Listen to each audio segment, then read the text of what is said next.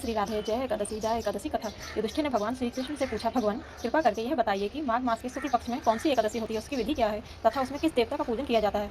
भगवान श्री कृष्ण बोले, राजेंद्र, माघ मास के शुक्ल पक्ष में जो एकादशी होती है उसका नाम जया है। वह सब पापों को हरने वाली उत्तम तिथि है, पवित्र होने के साथ ही पापों का नाश करने वाली तथा मनुष्यों को भोग और मोक्ष प्रदान करने वाली है। इतना ही नहीं, वह ब्रह्म हत्या जैसे पाप तथा पिशाचत्व का भी विनाश करने वाली है। इसका व्रत करने पर मनुष्यों को कभी प्रयोग योनि में नहीं जाना पड़ता। इसलिए राजन, व्रत पूर्वक जया नाम की एकादशी का व्रत करना चाहिए। एक समय की बात है, स्वर्गलोक में देवराज इंद्र राज करते थे। देवगण परिजात वृक्षों से युक्त नंदनवन में अप्सराओं के साथ विहार कर रहे थे। 50 करोड़ गंधर्वों के नायक देवराज इंद्र ने स्वेच्छानुसार वन में विहार करते हुए बड़े हर्ष के साथ नृत्य का आयोजन किया।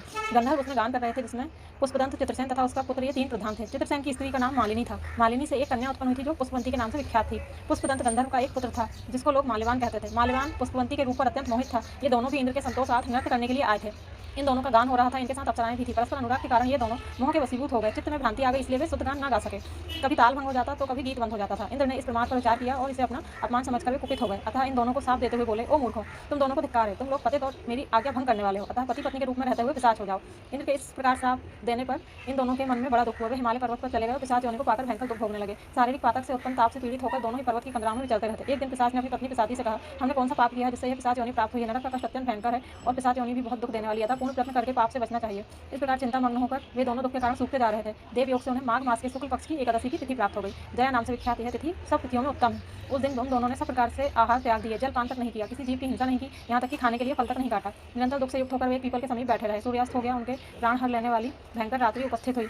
उन्हें नींद नहीं आई, वे रति या और कोई सुख भी नहीं पा सके। सूर्योदय हुआ, द्वादशी का दिन आया। इस प्रकार उस पिशाच दंपति के द्वारा जया के उत्तम व्रत का पालन हो गया। उन्होंने रात में जागरण भी किया था।